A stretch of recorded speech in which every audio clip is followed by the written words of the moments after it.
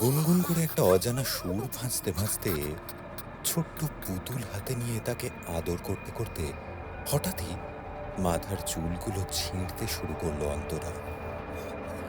সকাল থেকে ঘরের জানলা দরজা খুলতে দিচ্ছে না সে। পর্দা টেনে ঘর যতটা সম্ভব অন্ধকার করে ড্রেসিং টেবিলের এক কোণে খাপটি মেরে বসে আছে। তার দুপাশে দুটো মাটির পাত্রে যথাক্রমে তেল সিঁদুরের প্রদীপ জ্বালানো, আর অন্যটায় চাল আর সর্ষে মেশানো। অনু, অনু, এসব এসব কি করছো তুমি? অনু,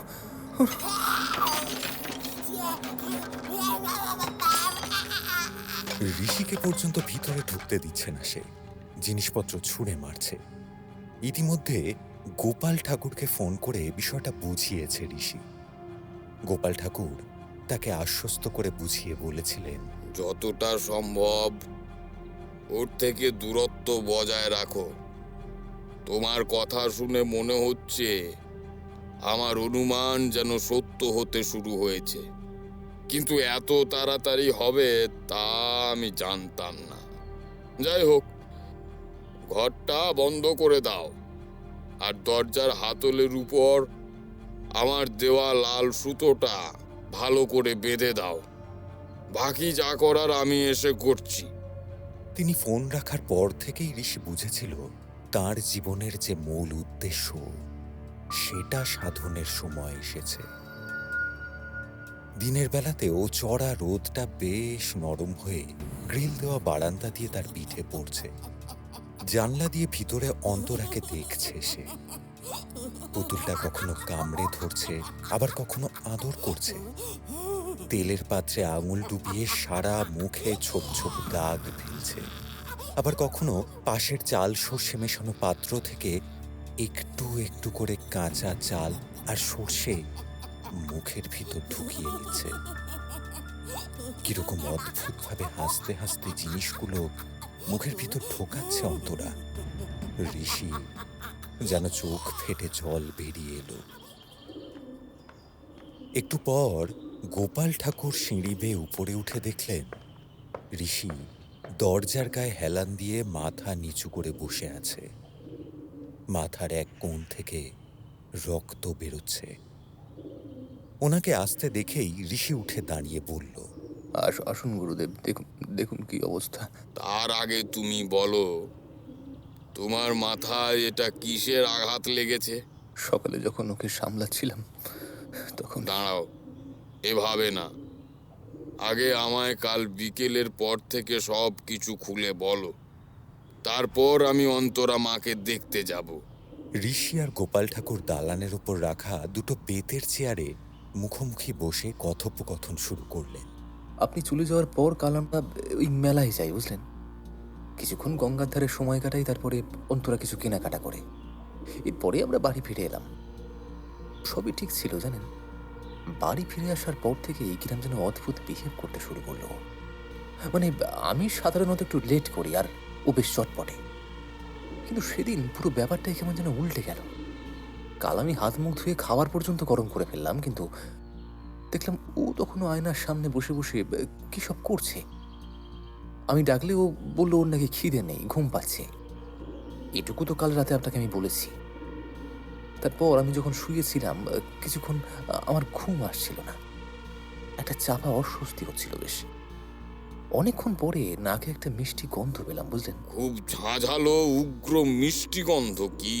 না না, অত মিষ্টি গন্ধ নয়, অনেকটা কি বলি, ওই যে অনেকটা হালকা পাহাড়ি ফুলের ঝিমঝিমি একটা গন্ধ পাওয়া যায়, ওই রকম গন্ধ। বুঝেছি। তো ওই গন্ধে তোমার ঘুম চলে এলো, এরপর? হ্যাঁ, সত্যি ওই গন্ধটা পাওয়ার পর না কিরকম একটা নেশার মতো লেগে গেল আমার। আমার একটু একটু করে বেশ গাঢ় ঘুম এলো। সত্যি বলতে আমার ঘুম বেশ পাতলাই হয়, কিন্তু কিন্তু কাল রাতে আমি কেন জানি না বেশ গাঢ় ঘুমিয়ে গেলাম। সারা রাত অন্তরা কি করেছে কিছুই টের পায়নি। তারপরে সকালে যখন উঠলাম দেখি ওই ড্রেসিং টেবিলের পেছনে গুটিসুটি মেরে বসে আছে। আমি ডাকতে গেলে আমার ও সাথে সাথে চিৎকার করে উঠে বলল, বেরিয়ে যা, বেরিয়ে যা এখান থেকে, আমায় মারবি না, খবরদার বলছি, আমায় মারবি না। ও এরকম কেন করলো আমি ঠিক বুঝলাম না গুরুদেব। ঘরের সব জানলা দরজা এমনিতে রাতে বন্ধ করাই ছিল বুঝলেন, কিন্তু আমি সেগুলো সকালে খুলতে গেলাম তখনই চিৎকার করে আমার দিকে জিনিসপত্র ছুঁড়তে শুরু করলো। এই মিনছে, আলো আনিস কেন? যা যা, নিজে আলোয় যা, আমায় অন্ধকারে রাখ। আমায় আলোয় নিয়ে তারপরে মারার চেষ্টা করবি নাকি রে? থাক এখান থেকে, থাক। তারপরেই আমি আমি ঘর থেকে বেরিয়ে কোনো মতে আপনাকে ফোন করলাম। মাথার ওই আঘাতটা কি ওই জিনিস ছোঁড়ার জন্যই হয়েছে? হ্যাঁ, একটা একটা মোমদানি ছুঁড়ে মেরেছিল, অল্পের জন্য বেঁচে গেছি।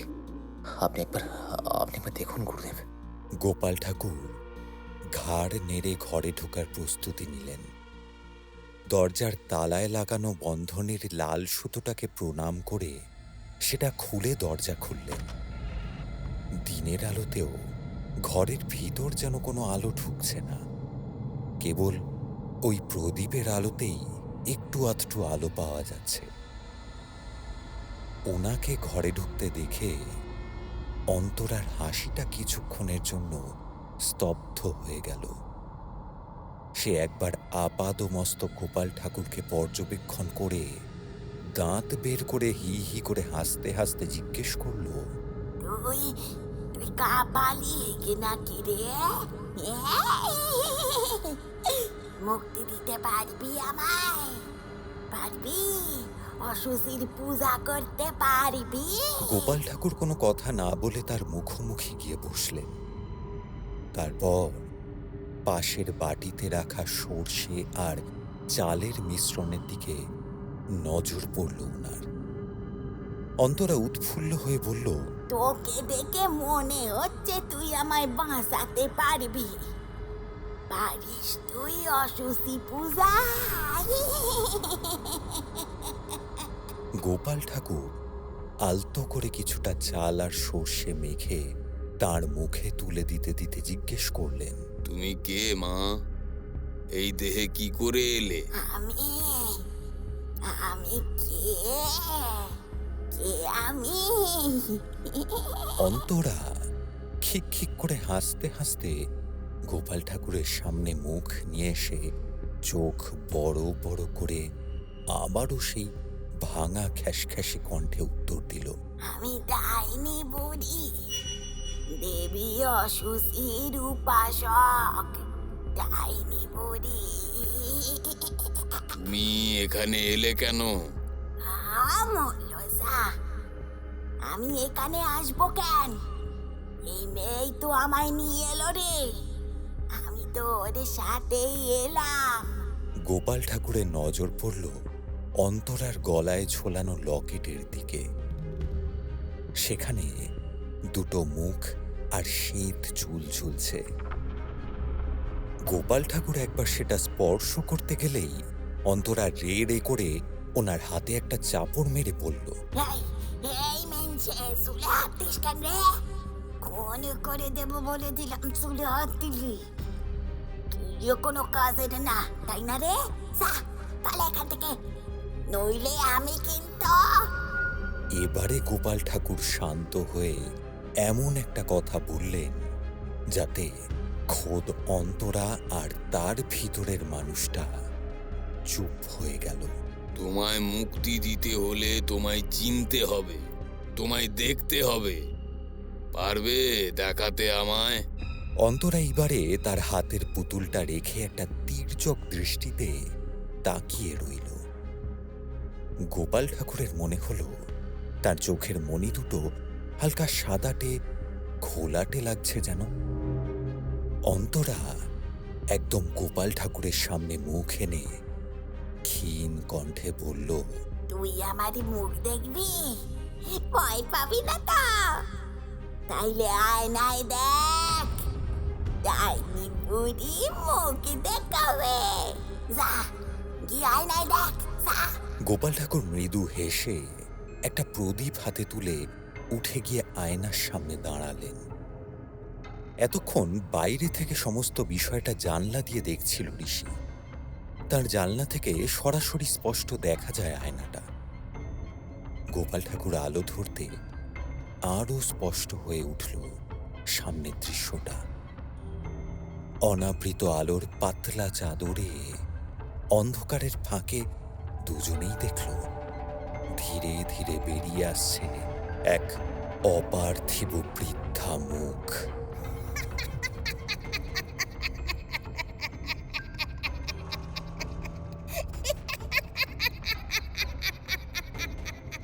মুখের ওপর ব্যাঙের ছাতা আর শ্যাওলা শিকড়ের আস্তরণ পরে ছয়লাভ হয়ে আছে বলে মনে হচ্ছে। চামড়া কুঁচকে একাকার হয়ে গিয়েছে।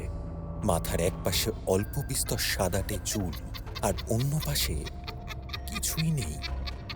চোখ দুটো কটা আর ঘোলাটে। হাস্যরত ওই মহিলার দাঁতের কালচে অংশ থেকে একটু একটু করে বেরিয়ে আসছে চাপ চাপ গলিত রক্ত আর বেশ কিছু পোকা। আর তার পচে যাওয়া চামড়ার মাংসের একটা দলার মতন সারা মুখ জুড়ে লাগানো আছে লাল সিঁদুর। ঋষি এই অস্বাভাবিক দৃশ্য বাইরে থেকে সহ্য করতে পারল না। গোপাল ঠাকুর ভিতর থেকে শুনতে পেলেন বাইরে ঋষির কাশি আর বমির শব্দ। গোপাল ঠাকুর আবারও আয়নার দিকে ফিরলেন। প্রতিচ্ছবি এখনো দাঁত দেখিয়ে এসেই চলেছে। পাশে ঘাপটি মেরে বসে থাকা অন্তরা খিলখিল করে হাসতে হাসতে বলল, কি রে, দেখেছিস ডাইনি বুড়িকে? বাঁচাতে পারবি? হাতে ধরে থাকা আগুনের মৃদু আলোটা টিমটিম করতে করতে নিভে গেল। গোপাল ঠাকুর একটু একটু করে পিছনে সরতে লাগলেন। শুধু নিকষ গভীর অন্ধকারের মধ্যে থেকে অন্তরার খ্যাস খ্যাস কণ্ঠের চাপা হাসি আর একটা অসংলগ্ন ছড়া কাটার মতন কবিতা ভেসে আসছিল এক রহস্যের আদিম ও করুণ সুরের মতো।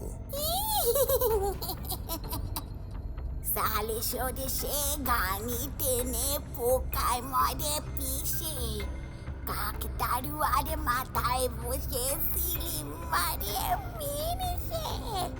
কাঁচা হলুদ তেলের পোটায় চামড়া পেশায় রক্ত, বল অসুসি জয় জয়কার, কুমড়ে মরে বক্ত।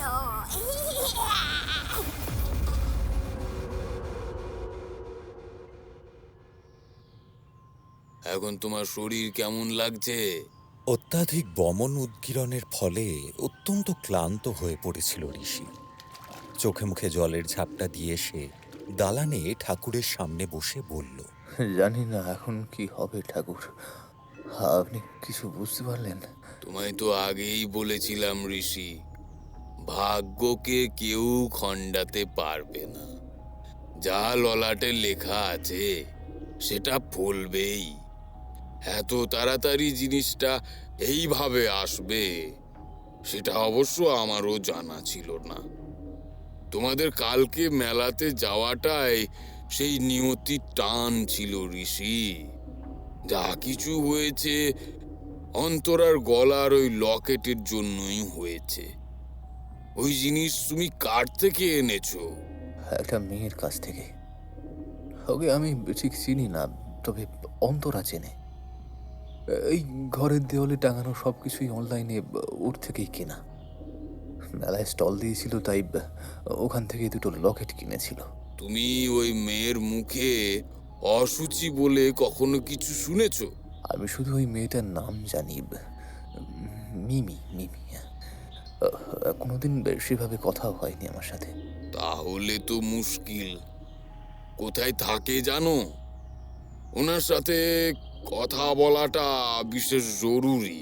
আমি তো জানি না গুরুদেব, অন্তরা জানে হয়তো। আহা! আচ্ছা দাঁড়ান, দাঁড়ান, দাঁড়ান। ওর ফোনে হয়তো কিছু পাবো। ১ মিনিট। কথা মতন ফোনে খুঁজে পেতে সোশ্যাল নেটওয়ার্ক সাইট থেকে মিমির পেজটা পেল ঋষি। সেখানে দেওয়া ফোন নাম্বারে ডায়াল করে অপেক্ষা করতে থাকলো ওপাশের উত্তরের জন্য। বেশ কয়েকবার রিং হওয়ার পর ওপাশ থেকে আওয়াজ এলো। Hello, Mimi's handcraft. হ্যালো, নমস্কার, নমস্কার। বলছি আমি আপনাদের রেগুলার কাস্টমার অন্তরা সেনের হাসব্যান্ড ঋষি বলছি। আমি কি মিস মিমির সাথে কথা বলছি? হ্যাঁ দাদা, বলুন। ভালো আছেন? সেদিন তো মেলায় দেখা হলো। হ্যাঁ, বলছি যে আপনার সাথে একটু কথা ছিল। ওই সেদিন দুটো হার কিনেছিলাম না আপনার থেকে? আপনি যদি বিকেলের দিকে একটু সময় দেন তাহলে খুব ভালো হয়। আজ তো হবে না, আমার একটা প্রোগ্রাম আছে বিকেলে। আপনারা কাল বিকেলে আসুন। কাল তো অনেক দেরি হয়ে যাবে। যদি আপনি আজকেই একটু সময় দিতেন তবে খুব ভালো হতো। আসলে ব্যাপারটা একটু আর্জেন্ট। প্রোডাক্টে কি কোনো ডিফেক্ট আছে? তাহলে রিপ্লেস অর্ডার করে দিন। আরে না, না, আপনি বুঝতে পারছেন না, বিষয়টা একটু অন্যরকম। আপনি আপনি আপনি প্লিজ একটু টাইম দিন, প্লিজ। মিমি হয়তো এইবারে বিষয়টা একটু খতিয়ে দেখার প্রয়োজন মনে করল। ঋষির কণ্ঠস্বরে একটা চাপা উৎকণ্ঠার আভাস পেল সে। শেষমেশ মিমি রাজি হয়ে গেল বিকেল 4টে নাগাদ তার বাড়িতে আসার জন্য, কারণ 7টা থেকে তার লাইভ প্রোগ্রাম আছে। অ্যাড্রেস একটু পর মেসেজ করে দিল মিমি। দুপুরে খাওয়া দাওয়া বলতে প্রায় হলোই না কিছু। ঘরে একরকম যা ছিল তাই দিয়েই কাজ চলল দুজনের।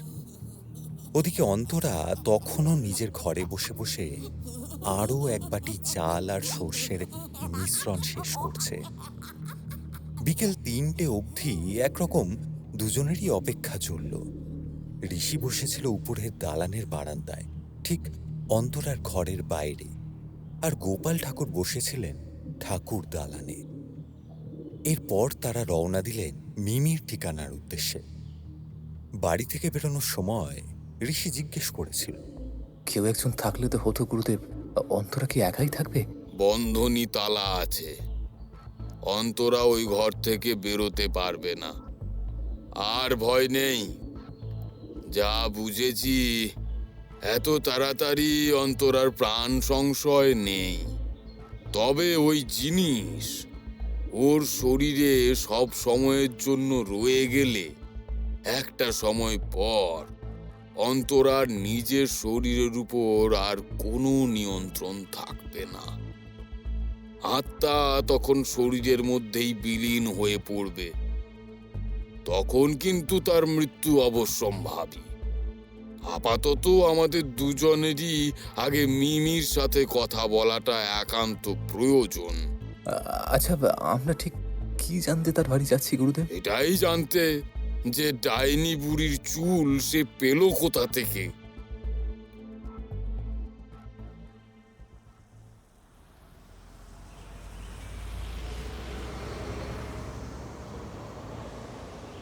বাস থেকে নেমে বালিগঞ্জের সুইন হো স্ট্রিটের একটা ফ্ল্যাটের নিচে এসে দুজনে দাঁড়ালেন। একটু পর ফ্ল্যাট থেকে নেমে এলো এক মহিলা। টাক মাথা, গোলগাল মুখ, মাঝারি গড়ন আর ছিমছাম চেহারা।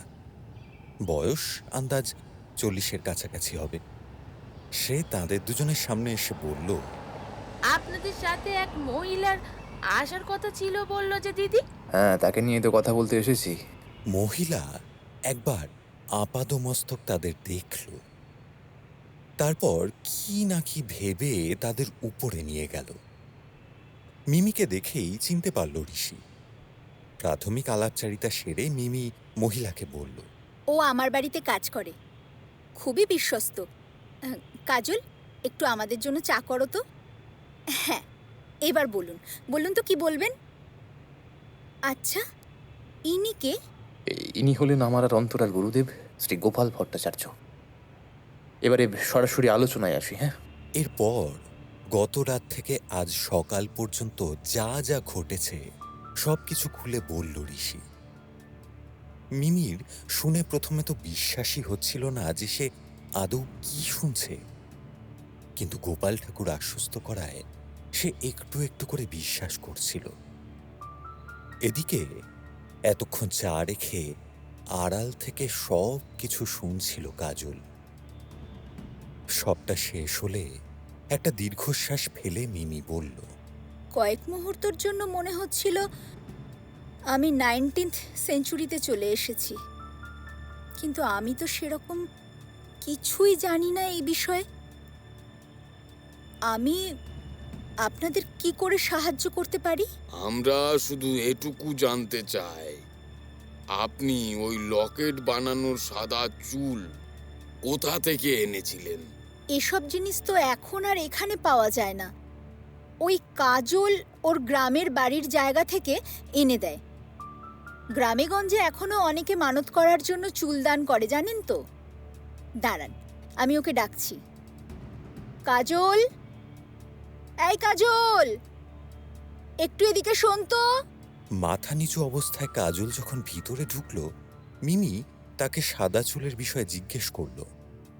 তখন একটু আমতা আমতা করে কাজল বলল,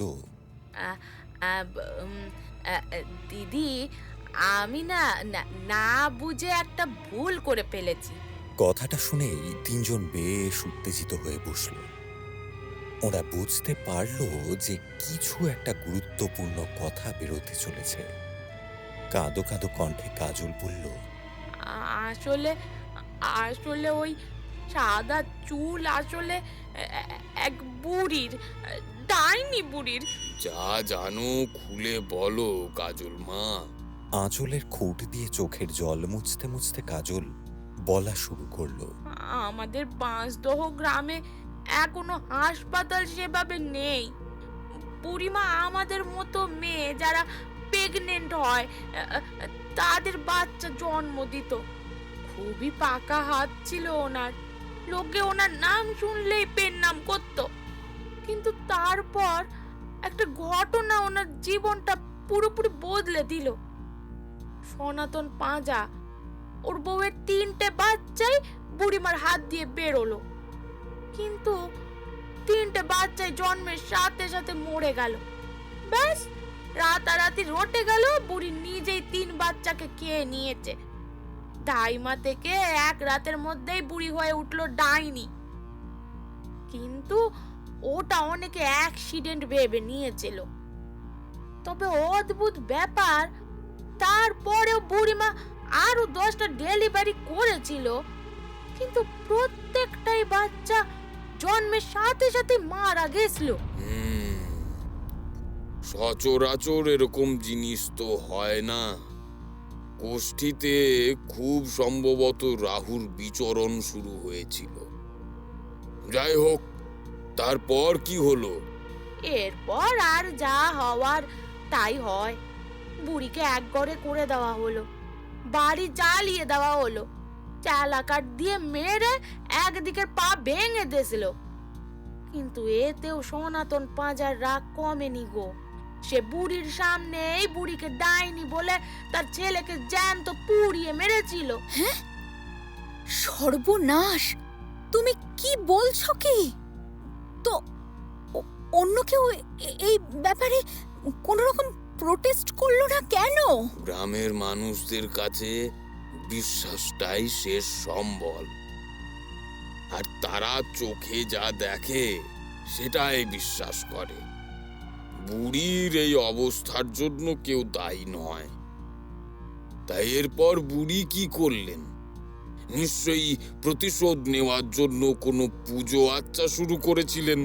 হ্যাঁ, ওনার ছেলে মারা যাওয়ার পর থেকেই উনি গ্রামের শেষে একটা ছোট্ট ভাঙা কুড়ে ঘরে কি সব পুজো আচ্চা তন্তর মন্তর শুরু করেন। আমি শুনেছি মানুষ এসব করে অনেক টাকা পয়সা পেয়ে থাকে। তাই ভেবেছিলাম আমি যদি ওনার সাহায্য করি কিছু হয়তো ভাগ পাওয়া যাবে। কিন্তু তিনি রোজ আমায় একটা করে প্রশ্ন জিজ্ঞেস করতেন, কেউ মারা গেছেন কিনা। আর সত্যি মারা যেত, আমি বুড়িকে গিয়ে খবর দিতাম। কিন্তু আরো একটা জিনিস দেখতাম, বুড়ির শরীরটা রোজ একটা বড় গাছের সাথে একটু একটু করে মিশে যাচ্ছে। তাহলে টাকা পয়সা কিছু পেয়েছিলেন? না, আমি প্রথমে বুঝিনি এসব বুড়িমার কাজ। তিনি যেদিন আমায় এই অশুচি পুজোর কথা বললেন, আমি তো সেদিনই এই দাঁড়াও দাঁড়াও দাঁড়াও। কি বললে? কি পুজোর নাম বললে? অসুচি? তুমি তুমি ঠিক জানো তো? হ্যাঁ, এই নাম আমি ভুলবো না। সেদিনই তিনি বলেছিলেন যে এতগুলো লোক মরার পিছনে আসল কারণ নাকি তিনি। আমি না বুঝে ওনাকে কাজে সাহায্য করে ফেলেছিলাম। তারপর আমি ভয় পেয়ে ওখান থেকে পালিয়ে আসি। না না, তুমি তো শুধু পালিয়ে আসোনি, তুমি তো ওই চুলও নিয়ে এসেছো। সেটা কখন আনলে? পরের দিন সকালে আমি সাহস করে আবার ওই বাড়ি যাই। মনে মনে ঠিক করে রেখেছিলাম বুড়ির চুল নিয়ে চলে আসব। কিন্তু গিয়ে দেখলাম বুড়ি আর নেই। গ্রামের কয়েকজন লোক আর ছেলেপিলে তার বাড়ি ঘিরে তার কাজকর্ম করছে। হয়তো অশুচি পুজো করতেন বলেই ভয়ে এসব করেছিল। ওনারা বুড়িকে নিয়ে শ্মশানে নিয়ে গেলে আমি চুপি চুপি ওনার ঘরে ঢুকে ওই কাচের সাথে আটকানো এক গাছা চুল নিয়ে আসি। ওই চুলই আমি দিদিকে দিই। What the hell! তুমি একটা ডাইনি বুড়ির চুল এনে আমাকে ক্রাফট করাতে দিয়েছো? তোমায় আগেই বলেছিলাম চুল খুব সেনসিটিভ জিনিস, ভালো করে না দেখে আনবে না। এক মিনিট। উনি উনি কি পুজো সম্পন্ন করেছিলেন নাকি বাকি ছিল? না, শেষ দিনের পুজো বাকি ছিল, 7 নম্বর দিনের পুজো। আর পুজো শেষ না করলে ওই আত্মা শরীরের যে কোনো অংশে পচে পচে মরতে থাকে। ওই বুড়ির আত্মাই হয়তো। আমায় ক্ষমা করে দিন দিদি, আমি একটা না বুঝে করা ভুল কাজের জন্য ওই দিদির এই অবস্থা। আমি এসব জানলে কিছুই করতাম না। কাজল একরকম মিমির পায়ে পড়ে ডুকরে ডুকরে কেঁদে শেষের কথাগুলো বলতে থাকলো। গোপাল ঠাকুর আর কি জিজ্ঞেস করবেন বুঝতে পারলেন না, কিন্তু ঋষি জিজ্ঞেস করল। কিন্তু তুমি এত কিছু কি করে জানলে? প্রশ্নটা শোনা মাত্রই গোপাল ঠাকুরের চোখ জলজল করে উঠল। এই কথাটা ওনার মাথায় একেবারেই আসেনি। এই মহিলা অশুচি পুজো না করলে কি হয় এসব কি করে জানল?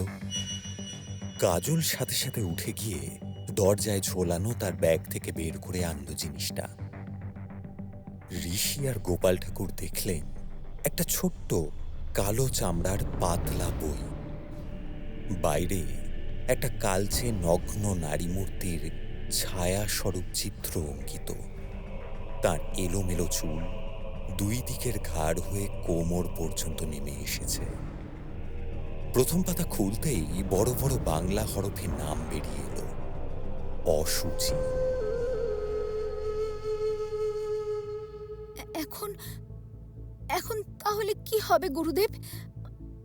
অন্তরাকে কি বাঁচানো সম্ভব? গোপাল ঠাকুর বইয়ের একটা বিশেষ পাতায় মনোনিবেশ করে বললেন, সম্ভব। তার জন্য দুটো জিনিস প্রয়োজন। এক, এমন একজন যে কিনা দেবীর পুজো সম্পূর্ণ করতে পারবেন, যিনি কালব্রতী, অর্থাৎ যিনি নিজেই নিজে শ্রাদ্ধ করে মৃত্যুকে পার করে অন্তর্জীব হয়েছেন। কিন্তু এখন এমন মানুষ কোথায় পাবো? যদি কিছু মনে না করেন তাহলে একটা কথা বলি। আমাদের বাঁশদহ গ্রামের শ্মশানে এরকম একটা লোক আছে, একটু পাগলাটে খ্যাপাটে, কিন্তু সবাই বলে উনি নাকি মরা, কারণ এক সময় নিজের শ্রাদ্ধ নিজেই করেছিলেন। কিন্তু আমি কখনো ওনার কাছে যাইনি, ওনাকে দেখিও নি। কে কে তিনি? লোচন খ্যাপা। এসব লোকের কাছে কি যাওয়া আদেও ঠিক হবে? আমাদের কাছে অন্য কোনো উপায় নেই মা। চেষ্টা ছাড়া আমরা কি বা করতে পারি? আমরা আমরা কাল সকালে তোমার সাথে ওখানে যাব তাহলে। আর দ্বিতীয় জিনিসটা কি? আপনি বললেন যে দুটো জিনিসের দরকার। গোপাল ঠাকুর এবারে বইটা বন্ধ করে একবার ঋষির দিকে ফিরে তাকালেন। ঋষি ওনার চোখের ভাষায় কিছুটা হলেও বুঝতে পারল যে দ্বিতীয় জিনিসটা কি। তার নিজেরও মাথা নিচু হয়ে গেল। সমগ্র ঘর জুড়ে এক রাশ চাপা উৎকণ্ঠার আর নীরবতার চাদর ছেয়ে রয়েছে। তিনি যে কথাটা বললেন তাতে উপস্থিত বাকি দুজনেরই রক্ত হিম হয়ে গেল। একটা দীর্ঘশ্বাস ফেলে গোপাল ঠাকুর বললেন, যে প্রাণ নিয়ে যেতে চেয়েছিলেন দেবী অসুচি, সেই প্রাণ আর নেওয়া সম্ভব নয়। দেবীর জন্য উৎসর্গ করা প্রাণ এখন শ্মশানে ভস্মীভূত।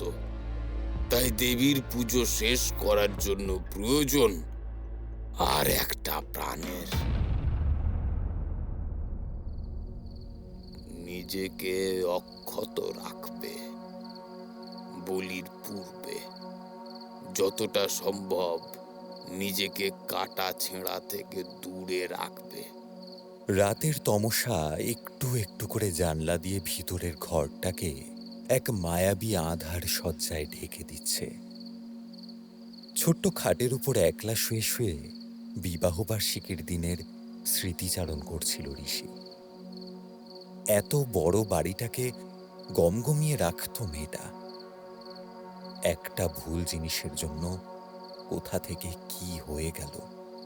মেয়েটাকে আর কখনো হয়তো কাছে ডেকে আদরও করতে পারবে না সে। সন্তানের মুখও দেখতে পাবে না। এইসব কথাগুলো ভাবতে ভাবতেই গোপাল ঠাকুরের কথাটা মনে পড়ে গেল। তাকে এখন নিজেকে শান্ত আর স্থির রাখতে হবে। নিজের স্ত্রী আর সন্তানের আগামী দিনের সুস্থ জীবনের জন্য তাকে নিজের জীবন স্তব্ধ করতে হবে। চোখ দিয়ে তীর তীর করে জলের রেশ গড়িয়ে পড়ল। এমন সময় নীরব চাদরের আস্তরণ ভেদ করে একটা তীক্ষ্ণ ভাঙা খ্যাসখ্যাসে স্বর উপরের ঘর থেকে খলখল করে ভেসে এলো। কতদিনে মাংস খাই না, আজ বুড়ি মাংস খাবে। মাংস মাংস খাবে।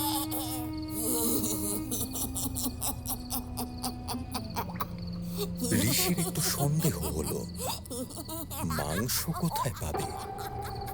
তাহলে কি চাল আর সর্ষের মিশ্রণকেই মাংস ভাবছে সে?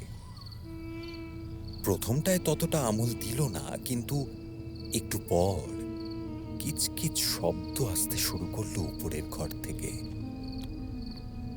না, এই আওয়াজ চাল চিবানোর নয়।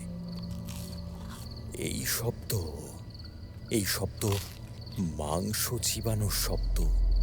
কাঁচা মাংস চিবিয়ে খেলে যেমন আওয়াজ হয়, এই শব্দ ঠিক সেই রকম। ধক করে উঠল ঋষির বুকটা। যত দ্রুত সম্ভব উপরের ঘরের দিকে দৌড়ে গেল সে। চাঁদের মাত্র একটা দিক কালো আকাশের বুকে শেষ প্রদীপের সলতের মতন টিমটিম করে জ্বলছে। কাল অমাবস্যা। ঋষি দৌড়ে উপরে উঠে যে দৃশ্য দেখল তাতে তার শির দ্বারা বেয়ে একটা হিমেল স্রোত বয়ে গেল।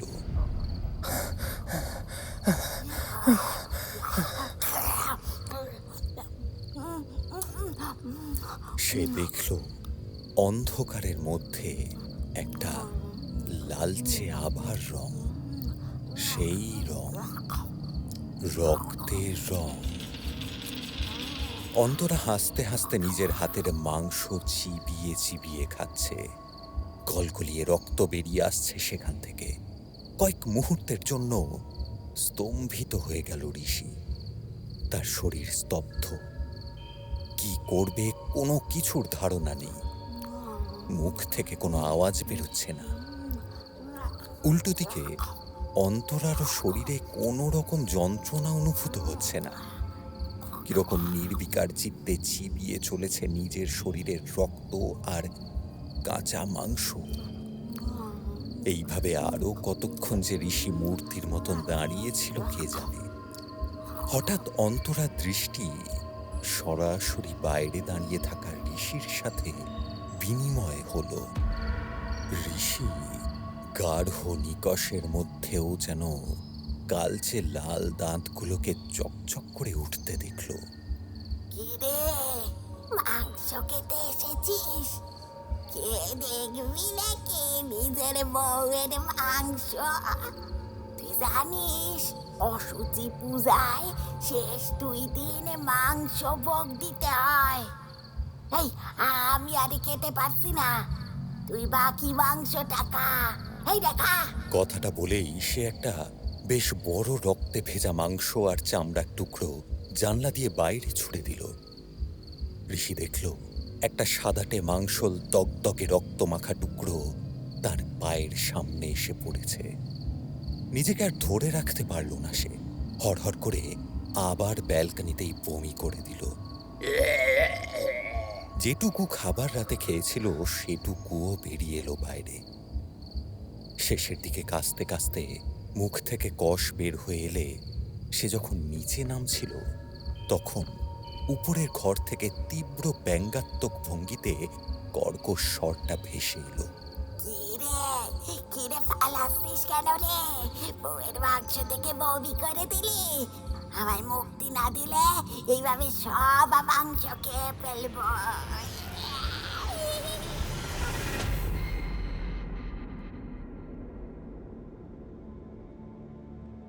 কথাগুলো শুনতে শুনতে কোনো মতে টলমল ভঙ্গিতে নিচের ঠাকুর দালানে এসে দাঁড়ালো সে। স্বয়ং রাধাকৃষ্ণ আঙ্গিকে দাঁড়িয়ে আছেন তার দিকে তাকিয়ে। বাইরের দেওয়াল ঘড়িতে সময় দেখল রাত 2টো বাজে। টলতে টলতে ঠাকুরের সামনে এসে দাঁড়ালো ঋষি। তার চোখ মুখ রক্তাভ হয়ে উঠেছে এতক্ষণে। প্রেমের দেবতার সম্মুখে দাঁড়িয়ে হাত জোড় করে অশ্রুধারা চোখে দাঁতে দাঁত চেপে ঋষি বলল, আমার আমার বাড়ি একসময় বড় করে তোমার নিত্য পুজো হতো। এখন আমি যতটুকু সম্ভব পুজো করি তোমার। যদি আমার একটুও ভক্তি তোমাকে অর্পণ করে থাকি তবে তুমি আমার রাধাকে যেভাবেই হোক বাঁচিয়ে তুলবে। আর যদি তার অন্যতা হয় আমি বুঝবো আদতে তোমার কোনো অস্তিত্ব নেই। তুমি নিছকই একটা কোষ্ঠী পাথরের সামান্য কল্পনার মূর্তি। সামনের 2 মূর্তি নিষ্পলক ভঙ্গিমায় ঋষির দিকে তাকিয়ে রইল। ঋষি চোখের জল ফেলতে ফেলতে ওই দালানের উপরেই নিজেকে ফেলে দিল। টিমটিম করে দালানে জ্বলতে থাকা লণ্ঠনের হলদে আলো সমগ্র দালান বাড়ির 2 রকমের পরিবেশের সাক্ষী হয়ে থাকল।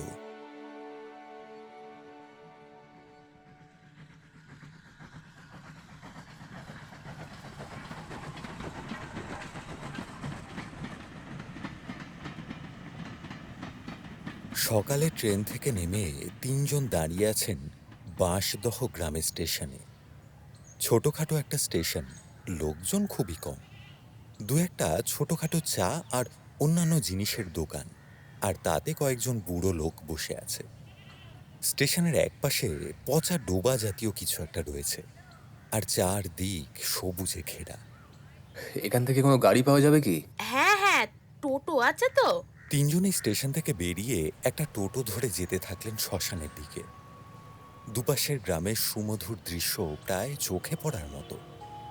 চাষি দল মাঠে চাষ করছে, মাঝিরা মাছের জাল বুনছে, তাঁতির দল তাঁত বুনছে, গৃহস্থ বধূরা পুকুর ঘাটে জামা কাপড় ধুচ্ছে, কেউ আবার দেওয়ালে ঘুঁটে দিচ্ছে, ধান নাড়ছে, মাঠে গরু আর ছাগলের দল চড়ে বেড়াচ্ছে। গোপাল ঠাকুর লক্ষ্য করলেন ঋষি মাথা নিচু করে বসে আছে। আজ শিয়ালদা স্টেশনে সকালে এসে গত রাতের সব কথা খুলে বলেছিল ঋষি। তাতেই তিনি বলেছিলেন, বুঝতে পারছি, ওই বুড়ি তাড়াতাড়ি নিজের মুক্তি চাইছে। দীর্ঘদিন সে নিজের শারীরিক আবক্ষে বন্দী হয়ে আছে। তাই যত তাড়াতাড়ি সম্ভব শক্তি প্রয়োগ করতে হবে তার মুক্তির জন্য। সেই জন্যই তো আমাদেরকে জোর দিচ্ছে। কিন্তু এ তো সমস্যা হলো, এই অমানুষিক শারীরিক ও মানসিক অত্যাচার কতটা সহ্য করতে পারবে অন্তরা, সেটা তো আমরা কেউ জানি না। এ কথা শোনার পর থেকেই ঋষি বেশ চুপচাপ হয়ে আছে। টোটোতে দুলতে দুলতে গ্রামের শেষ দিকে চলে এসেছেন ওনারা। এখানে গাছপালার পরিমাণ একটু বেশি, জনবসতির এলাকা পেরিয়ে এসেছেন। একটা ছোট ডোবা মতন দেখা গেল, চারিদিকে কচুরিপানায় ভরে আছে। শেষে একটা মাঝারি আকারের জঙ্গলের সামনে এসে টোটো দাঁড়ালো। এর ভিতর থেকে শ্মশান অবধি আমাদের হেঁটে যেতে হবে, চলে আসুন। বাকিরা দুজন গাড়ি থেকে নেমে দাঁড়ালে টোটোওয়ালা ভাড়া নিয়ে চলে গেল। ঋষি আর গোপাল ঠাকুর দুজনেই দেখলেন জঙ্গলটা খুব একটা গভীর নয়, তবে গাছের প্রাচুর্য আছে বেশ। সবুজে একরকম ঘিরে রেখেছে জায়গাটাকে। সূর্যের আলো ঢুকছে ঠিকই, কিন্তু একটা চাপা অন্ধকারাচ্ছন্ন আবেশ নিজের আস্তরণ বিস্তার করে রেখেছে। গোপাল ঠাকুরই প্রথম পা বাড়িয়ে জিজ্ঞেস করলেন, এই পথেই কি ওই বুড়ির বাড়িটা পড়বে? কাজল ঘাড় নেড়ে সম্মতি জানালে গোপাল ঠাকুর মৃদু হেসে সামনের দিকে পা বাড়ালেন। পিছন পিছন ঋষি আর কাজল হাঁটছিল। বেশ কিছুক্ষণ হাঁটার সাথে সাথে কিছু অজানা পাখির ডাক আর একটা স্নিগ্ধ শীতল জংলি আবেশের অনুভব হচ্ছিল। হাঁটতে হাঁটতে গোপাল ঠাকুর একটা আধ পোড়া আধ ভাঙা কুড়ে ঘরের সামনে এসে দাঁড়ালেন। এখনো একটা মৃদু পোড়া পোড়া গন্ধ লেগে আছে তাঁর গায়ে। বাইরে দরজার উপর একটা প্রকাণ্ড মন্ত্রপুত তান্ত্রিক তালা ঝুলছে। তাতেই দুবার হাত বুলিয়ে তিনি বললেন, বন্ধনী করা হয়েছে। ঠিক আছে, ঠিক। আপাতত শ্মশানে যাওয়া যাক। এই বাড়ি ফেরার পথে একবার ভালো করে ঢুঁ মারতে হবে। আবারও হাঁটতে শুরু করলেন ওরা। জঙ্গলের মাঝখান দিয়ে একটা তীর তীর করে ছোট জলের ধারা বয়ে গেছে। সেই ধারা ধরে এগোতে এগোতে জঙ্গলে প্রবেশের উল্টো মুখে একটা জায়গায় বেরিয়ে এলেন। জঙ্গল থেকে বেরিয়ে আসা সেই ছোট্ট জলধারাটা এখানে এসে একটা মাঝারি আকারের নদীর সাথে মিলিত হয়েছে। আর তার আশেপাশে ফাঁকা শুনশান বালিয়াড়ি আর কয়েকটা ধুক ধুক করে জ্বলতে থাকা চিতা ছাড়া আর কিছুই নেই। তবে এমন সময় তিনজনেরই নজর পড়ল একটা শুকনো মরা গাছের নিচে পড়ে থাকা নোংরা কালচে কাপড় দিয়ে তৈরি আস্তানাটার দিকে।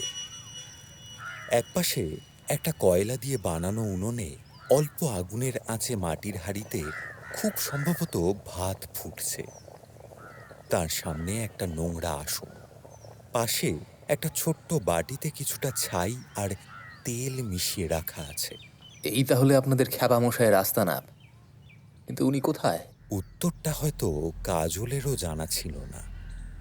তখনই পিছন থেকে একটা খসখসে ভাঙা পুরুষালী কণ্ঠ ভেসে এলো। কেরে তোরা? হ্যাঁ, আমার এখানে কি করতে এসেছিস? যত সব।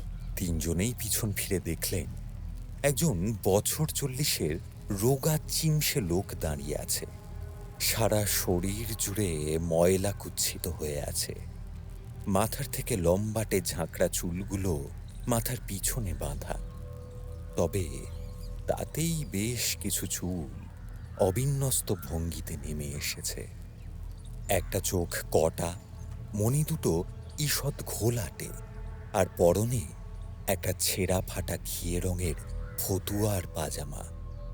সারা শরীর জুড়ে একটা পাগলাটে উচ্ছৃঙ্খল ভাব এবং অঘরী জীবনযাত্রার ছাপ সুস্পষ্ট বর্তমান। গোপাল ঠাকুর বয়সে বড় হওয়া সত্ত্বেও তাকে প্রণাম করে বললেন, আমরা কলকাতা থেকে এসেছি ঠাকুর, বড় বিপদে পড়ে আছি। যদি একটু মুক্তির পথ দেখান তো বড় উপকৃত হই। তো আমি কি করব? বিপদে পড়েছে বলে কলকাতা থেকে নাকি আমার এখানে এসেছে। নকশা করার আর জায়গা পায় না। হ্যাঁ, সত্যি ঠাকুর, আমরা কলকাতা থেকে এসেছি। আপনার সাহায্য ছাড়া এই বিপদ থেকে উদ্ধার হওয়া সম্ভব নয়। আমাদের এইভাবে ফিরিয়ে দেবেন না ঠাকুর। লোচন খ্যাপা এবারে হন্তদন্ত হয়ে নিজের আসনের উপর বসে পাজামার পকেট থেকে একটা কালচে থলে বের করে কি যেন একটা মুখে দিয়ে চিবোতে চিবোতে বললেন, আমার কাছে কোনো সাহায্য পাবি না, হয়েছে? হ্যাঁ, এখন পালা এখান থেকে, পালা পালা। সকাল সকাল এসে কানের মাথা খাচ্ছে। শেষের কথাটার সাথে যদিও বাস্তবের দূর দূরান্তে কোনো মিল নেই। এখন প্রায় বেলা পড়ে আসতে শুরু করেছে। লোচন খ্যাপা তাদের পাত্তা পর্যন্ত দিচ্ছে না, কিন্তু ওনারা ঠায় দাঁড়িয়ে রইলেন। বিরক্ত হয়ে একসময় সে চিৎকার করে উঠল, ঢঙের মাথায় দাঁড়িয়ে আছিস কেন? একবার বললাম তো আমি কোনো সাহায্য করতে পারবো না। বেরো বেরো এখান থেকে, বেরো। জ্বালিয়ে মারলো সারা, জ্বালিয়ে মারলে। গোপাল ঠাকুর কি করবেন ভাবছেন, এমন সময় ঋষি কোনো কথা না বলে সোজা গিয়ে বসে পড়ল লোচন খ্যাপার সামনে। ঘটনার আকস্মিকতায় লোচন খ্যাপা হয়তো নিজেও একটু ভড়কে গিয়েছিলেন। ঋষি কোনো কথা না বলে পকেট থেকে ফোন বের করে অন্তরার একটা ছবি দেখিয়ে নিরলস ভাবলেশহীন ভঙ্গিমায় বলা শুরু করলো, এই মেয়েটা আমার স্ত্রী। আপনাদের গ্রামের এক দাইমা বুড়ি একসময় অশুচি পুজো অসম্পূর্ণ রেখে মারা যায়, আর এই মহিলা তার চুল নিয়ে তোর বউয়ের গয়নায় ব্যবহার করতে দেয়। আর এখন তোরা এসেছিস আমার কাছে ওই পুজো শেষ করার জন্য? হ্যাঁ, জানা আছে আমার সব ইতরের দল যত সব। হ্যাঁ, কথাটা শুনে ঋষি একটু চমকে উঠেছিল ঠিকই, কিন্তু খুব বেশি চমকায়নি। পাগলাটে কাপালিক যে সব জিনিস জানবে, মনের কথা পড়ে ফেলবে, এইসবই তো স্বাভাবিক। সে তবু নিজেকে শক্ত রেখে বলল, আপনি তো কালো প্রতি, তাই এই পুজো শেষ করার ক্ষমতা আপনি বাদে এখন আর কারণ নেই। তাই এখন আপনি নিজেকে মহান দেখানোর জন্য এইসব বলছেন, তাই তো? আমিও আমিও বুঝতে পারছি এসবই, বুঝতে পারছি। গোপাল ঠাকুর আর কাজল এই কথাটা যে ঋষি বলে দেবেন সেটা একেবারেই আন্দাজ করেননি, কিন্তু এরকমভাবে চটিয়ে দেওয়ায় কাজ হলো বটে। লোচন খ্যাপা রেগে গেলেন ঠিকই, কিন্তু উল্টে ঝাঁঝিয়ে বলে উঠলেন, এত যে বলছিস পুজো শেষ করতে, তুই জানিস অসুচি পুজো শেষ করতে কি কি লাগে? হ্যাঁ, করতে পারবি? আমি যা যা বলবো পারবি? প্রাণ লাগে, প্রাণ। মানুষের তরতাজা প্রাণ, রক্ত মাংস ভোগ লাগে। আমি সেই জন্য এখানে এসেছি। আপনি শুধু পুজো শেষ করে আমার স্ত্রী আর সন্তানকে বাঁচান, ব্যাস। উত্তরটা দেওয়ার পর ঋষি নিজের দুহাতে এগিয়ে দিল লোচন খ্যাপার দিকে। তিনিও বেশ অবাক হয়ে গেলেন, কারণ এহেন উত্তর তিনি কখনো কারোর কাছ থেকেই আশা করেননি। ছেলেটার মধ্যে একটা অদ্ভুত জেদ আর ভালোবাসার লক্ষণ রয়েছে। তার রক্তাভ চোখের চাহনিতে সেটা আঁচ করতে পেরেছেন লোচন খ্যাপা। মুখ থেকে থুতু ফেলে খ্যাসখ্যাসে কণ্ঠে হাসতে হাসতে তিনি উত্তর দিলেন,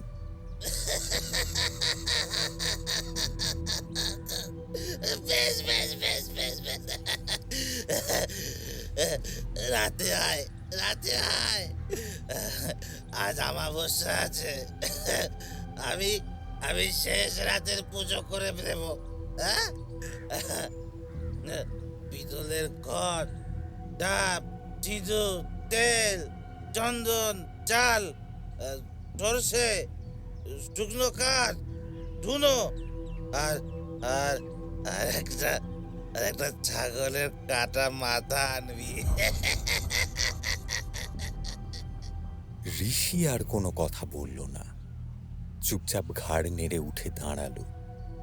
হাত জোড় করে প্রণাম করে সবে পিছনে ফিরে রওনা দিয়েই ছিল, এমন সময় আবার পিছন থেকে ডাক এলো, এই, এই শোন শোন শোন, হ্যাঁ, একটা একটা দেশি মদের বোতল আনিস, হ্যাঁ?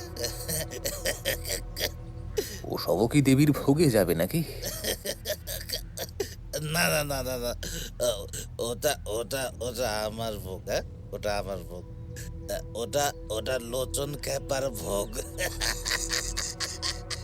কথাটা বলেই সে খিকখিক করে হাসতে শুরু করলো। তার কালচে দাঁতগুলো দেখে কাজল ঘেন্নায় মুখ সরিয়ে নিল। ঋষি শুধু ঘাড় সম্মতি জানালো সে আসবে।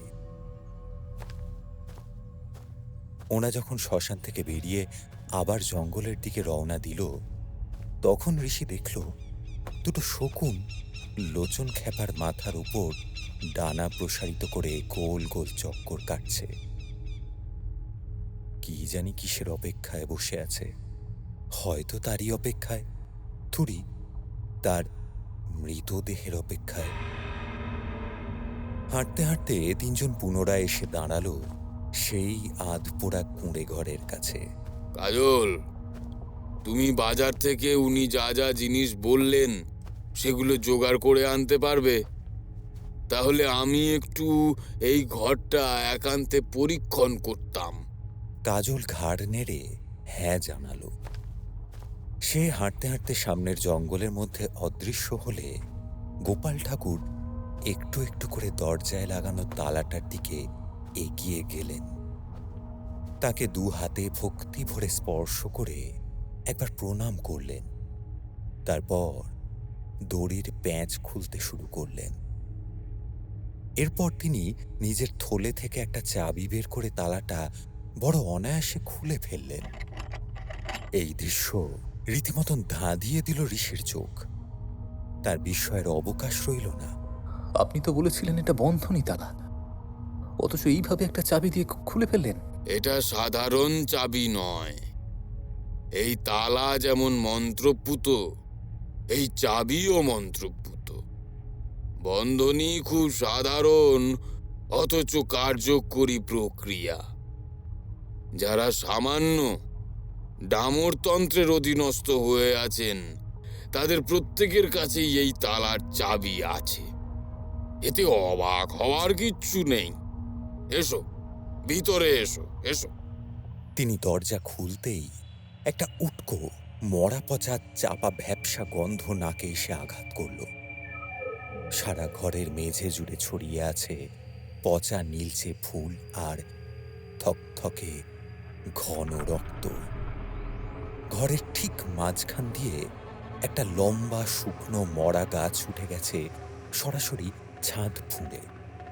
পাতার বংশ নেই, তার গায়ে কেবল কিছু আগাছা আর নেতিয়ে পড়া কাণ্ডের অংশ পড়ে আছে।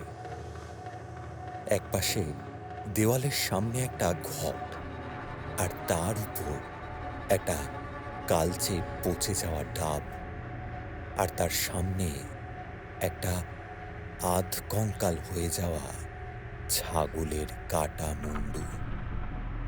অতঃপর দুজনেরই নজর পড়ল তার পিছনের দেওয়ালের উপর।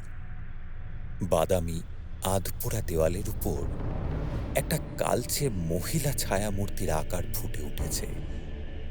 আরও স্পষ্ট করে বললে একজন ইলোকেশী নগ্ন মহিলার ছায়ামূর্তি। দেওয়ালের উপর অঙ্কিত এক অস্বাভাবিক রহস্যময় দেওয়াল চিত্র বলে মনে হচ্ছে তাকে। ঋষি, ভালো করে দেখে নাও। এর বাইরে হয়তো আর কখনো দেখার সুযোগ পাবে না। ইনিই বুড়িমার আরাধ্যা, যার জন্য এত কিছু। দেবী অসুচি।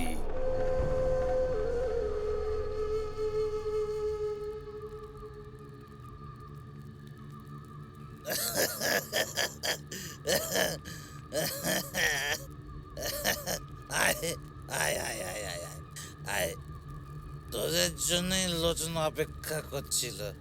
আয় আয়, বস বস বস বস। গোপাল ঠাকুর আর ঋষি দুজনে শ্মশানের সামনে গাছটার কাছে দাঁড়িয়ে আছে। লোচন খেপা গাছের চারদিকে একটা লাল গণ্ডি কেটে রেখেছে। গণ্ডির মাঝের অংশে অসংখ্য নীল অপরাজিতা ফুল ছড়িয়ে রাখা, আর তারই মাঝে খ্যাপা নিজে বসে বসে কি সব চিবিয়ে যাচ্ছে। তার দুটো হাত পিছনে করে রাখা, আর গলাটা হেলান দেওয়ার মতন করে রেখে দিয়েছে সামনের রক্ত জবার মালা পরিহিত হাঁড়ি কাঠের ঠিক মাঝখানে। ঋষি এতক্ষণে বুঝতে পারল কেন একে লোকজন খ্যাপা বলে থাকে, আর এই কারণেই কাজল আজ রাতের সাক্ষী থাকতে চায়নি। ওরা দুজন তার সামনে গিয়ে বসলে খ্যাপা জিজ্ঞেস করল, যা যা আনতে বলেছিলাম সব এনেছিস? হ্যাঁ? গোপাল ঠাকুর নিজের ঝোলা উল্টিয়ে সব কিছু বের করে দেখালেন। লোচন খ্যাপা সানন্দে হাসতে হাসতে মদের বোতলটা তুলে নিয়েই প্রথমে ঢকঢক করে বেশ কিছুটা গলাধঃকরণ করলেন।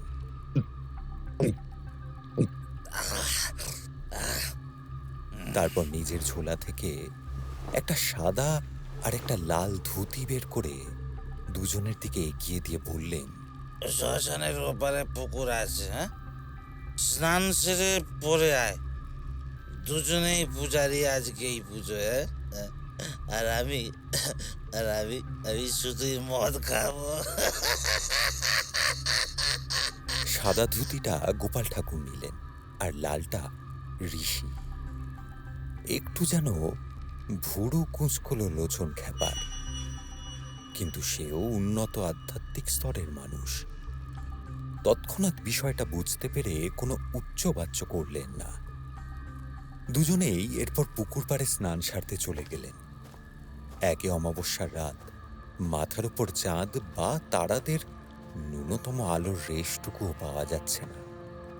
তার উপর একটা মৃদু শীতল হাওয়ার রেশ বইছে। দূরে কোথাও একটা শিয়াল কর্কশ্বরে ডেকে উঠল।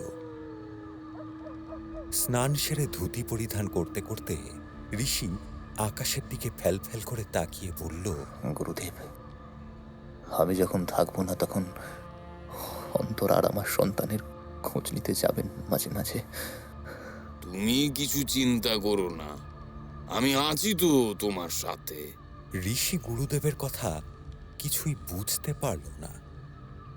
নিজের শেষ সময় মুহূর্তগুলো আরো তীব্রভাবে যেন বাঁচার জন্য আকুলি বিকুলি করছে।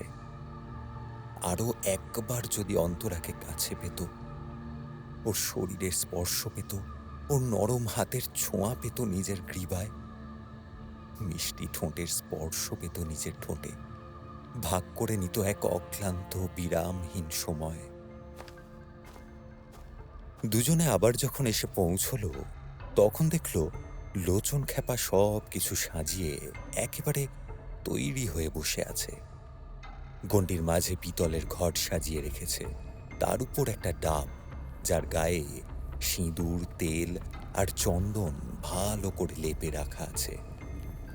একদিকে একটা মাঝারি আকারের পাত্রে বেশ কিছুটা চাল আর সর্ষে দিয়ে একটা মণ্ড বানানো হয়েছে, আর গণ্ডির মাঝে ঘটের সামনে শুকনো কাঠ আর ধুনো দিয়ে অগ্নি সংযোগ করা হয়েছে। অন্যদিকে একটা মাটির থালার উপর সেই ছাগলের কাটা মাথাটা রাখা আছে। ওরা দুজন আগুনের মুখোমুখি বসল। মদ খেতে খেতে লোচন খ্যাপা বললে, এবার থেকে আমি যা যা বলবো প্রশ্ন না করে সেগুলো করে যাবে, ঠিক আছে? প্রথমে ওই চাল আর সর্ষের মধ্যে তেল মিশিয়ে ভালো করে একটা লেই বানিয়ে দুজনেই নিজের শরীরের উপরের জায়গায় লাগিয়ে নে। কথা মতন দুজনেই কাজ করলেন। ভালো করে মিশ্রণ বানিয়ে শরীরের ঊর্ধ্বাঙ্গ জুড়ে লাগিয়ে নিলেন। এরপর সে দুজনের দিকেই একটা করে সুচালো মুখওয়ালা কাঠের টুকরো এগিয়ে দিয়ে বলল, এবার এবার নিজেদের বাঁ হাতের তালু কেটে রক্ত বের করে গুনে গুনে 7 ফোঁটা রক্ত এই ডাবের ভিতর ফেলবি? হ্যাঁ, বিনা প্রশ্নে এটাও করলেন দুজনে। প্রথমে গোপাল ঠাকুর করলেন, ওনার দেখা দেখি ঋষি করল। এই সময় লোচন খেপা চোখ বন্ধ করে বিড়বিড় করে হাতের করগুনে কি সব মন্ত্র আওড়ে নিল, সেটা দুজনের কেউই বুঝলেন না। রক্ত ফেলা শেষ হলে সে একটা অদ্ভুত কার্য করল, যার জন্য কেউই প্রস্তুত ছিলেন না। ছাগলের কাটা মাথাটা নিয়ে হঠাৎ করেই পাগলের মতো নট্ট হাসি হাসতে হাসতে তাতে তেল আর ধুনো লাগাতে থাকলেন খাবলা মেরে।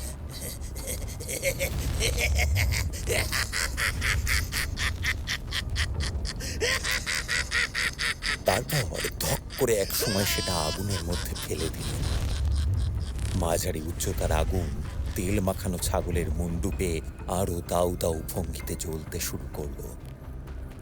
ওনারা দুজন ঘটনার কিছুই বুঝতে পারলেন না। ইতিমধ্যে লোচন খেপা দাঁড়িয়ে গণ্ডির চারিদিকে ধেই ধেই করে নৃত্য করতে আরম্ভ করেছেন। আগুনটা যেন কড়মড় করে গিলে খাচ্ছে ছাগলের মুন্ডুটাকে।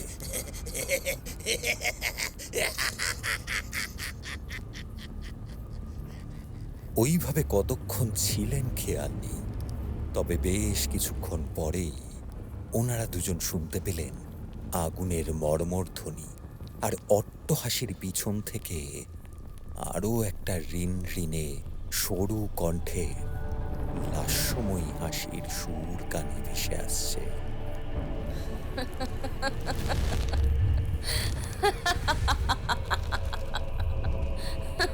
স্তিমিত কিন্তু স্তব্ধ নয়, অত্যন্ত মৃদু চাপা, অথচ বেশ কর্ণভেদী এবং অতীব হৃদয় যন্ত্রণা বিদারক। সব মিলিয়ে এক অতীব ভয়াল দৃশ্য। মাঝ শ্মশানের মাঝে লাল গণ্ডির ভিতর উজ্জ্বল অগ্নির লেলিহান শিখার সামনে তারা বসে আছে।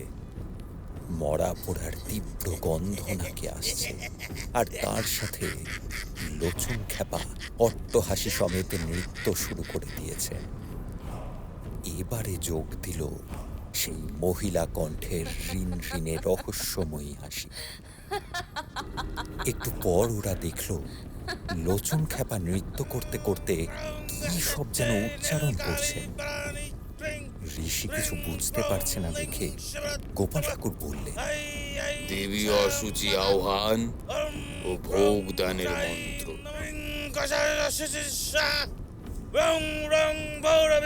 লোচন কাপালিক এরপর মদের বোতল থেকে মদ নিজের মাথায় ঢালতে শুরু করলেন। উন্মত্তের মতন চিৎকার করে নাচ করতে করতে তিনি নিজের জামা ছিঁড়ে ফেলতে লাগলেন। মাথার ঝাঁকড়া চুলের বন্ধন খুলে ফেললেন। খাবলা মেরে বেশ কিছু ছাই নিজের সারা মুখে ঢাললেন। জোরে জোরে মাথা নাড়তে নাড়তে চোখ উল্কিয়ে জিভ বের করে শুরু হলো প্রচণ্ড চিৎকার। শেষমেশ কতক্ষণ যে এইভাবে নৃত্য চলেছে সে বিষয়ে তাদের কোনো খেয়াল নেই। এরপর একটা অদ্ভুত কথা উচ্চারণ করলেন লোচন খেপা। আসেন, আসেন ঠাকুর মশাই, আসেন, আসেন, আসেন।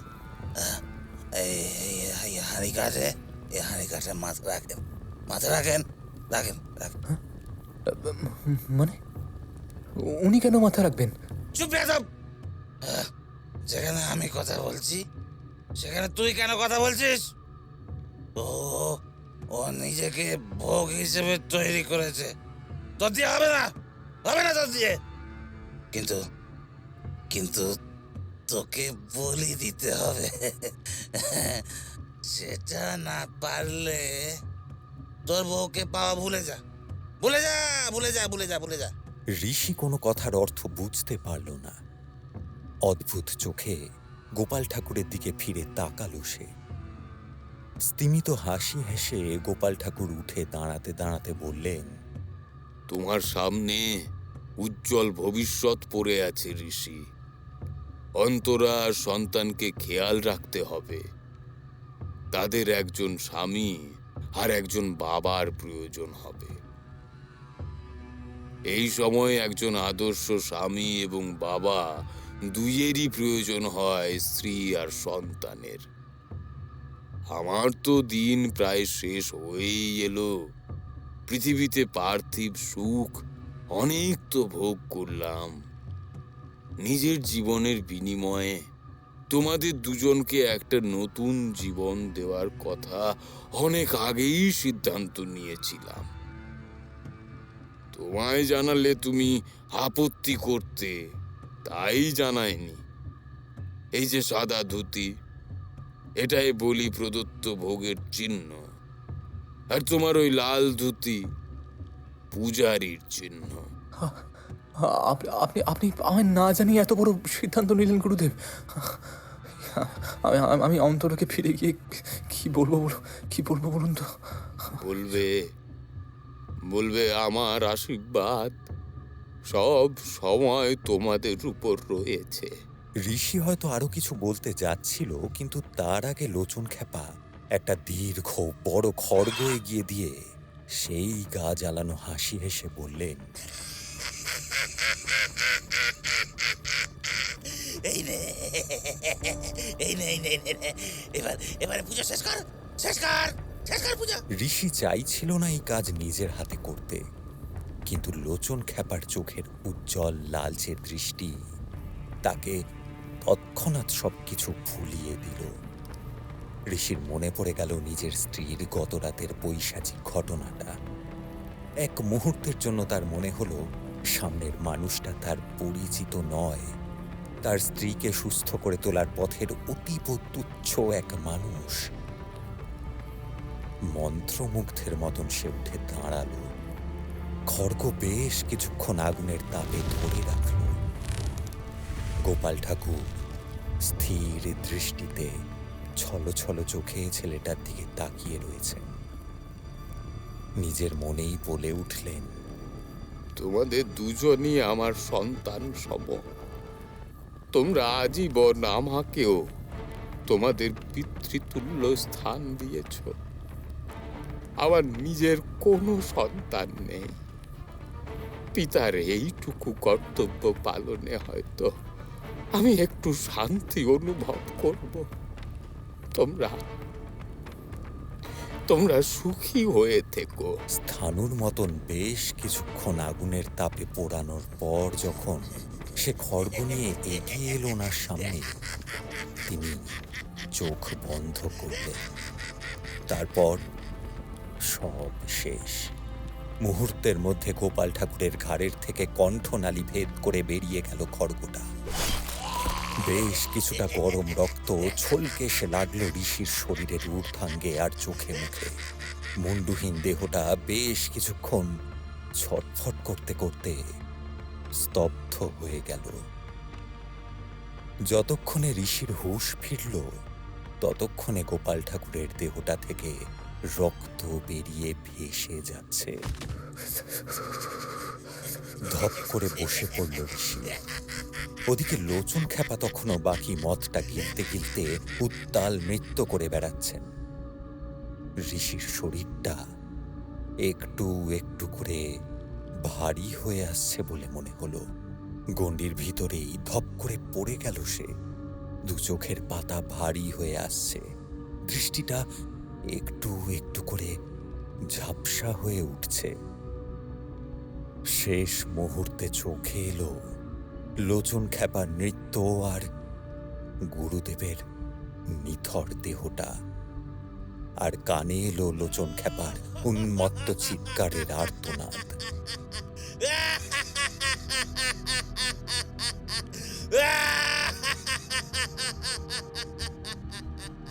এরপর এক গভীর অন্ধকার অমানিসা একটু একটু করে গ্রাস করল তার চেতনাকে। এরপর আর কিছুই মনে নেই ঋষির। হয়তো এক কঠিন অন্ধকার অধ্যায়ের সমাপ্তি ঘটল দুজনেরই জীবন থেকে।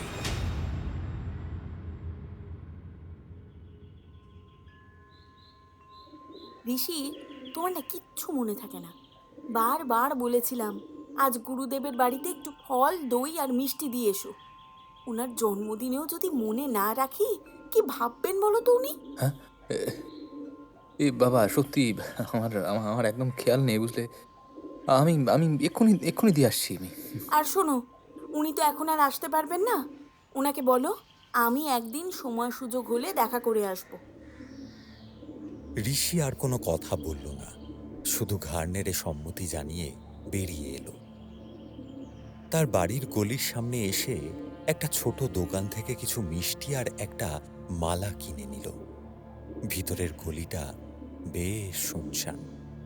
হাঁটতে হাঁটতে ঋষির মনে পড়ল সেদিনের রাতের ঘটনাটা। যদিও অন্তরা এই বিষয়ে কিছুই জানে না, তার যে কি হয়েছিল সেই সবেরও কিছুই মনে নেই। তার মনে গুরুদেব আজও জীবিত হয়ে আছেন, সেই বিশ্বাস ভাঙতে দেয়নি ঋষি। কোনো মতে অন্তরাকে ঠেকিয়ে রেখেছে গুরুদেবের শরীর খারাপ, আসতে পারবেন না বলে। কিন্তু এইভাবে কতদিন, সেটা সে নিজেও জানে না। যদি অন্তরা জিজ্ঞেস করে ওনার মৃত্যুর কারণ, তখন কি বলবে ঋষি? এসব নিয়েই সারাদিন বেশ চিন্তা হয় ওর। আজ ওনার জন্মদিন, ইচ্ছে করেই কতকটা ভোলার ভান করছিল ঋষি, কিন্তু অন্তরার মনকে ফাঁকি দেওয়া খুবই দুষ্কর। অগত্যা এইসব নিয়েই ওনার বাড়ি যাওয়া। ওনার আশীর্বাদে একটা ফুটফুটে মেয়ে হয়েছে। এইসব ভাবতে ভাবতেই হাঁটতে হাঁটতে গুরুদেবের বাড়ির দরজায় এসে দাঁড়ালো ঋষি। পুরনো আমলের শ্যাওলা ধরা কাঠের দরজাটা ফ্যাল ফ্যাল করে তার দিকে তাকিয়ে আছে। কয়েক মুহূর্ত স্তব্ধ হয়ে দাঁড়িয়ে রইল। তারপর খিল দেওয়া দরজায় রজনীগন্ধার মালাটা পরিয়ে দিয়ে মিষ্টির প্যাকেটটা রেখে দিয়ে হাত জোর করে বলল, শুভ জন্মদিন গুরুদেব। এখন অন্তরা ঠিক আছে। আপনার আশীর্বাদে আমাদের আমাদের একটা মেয়ে হয়েছে। আমরা ওর নাম রেখেছি উমা।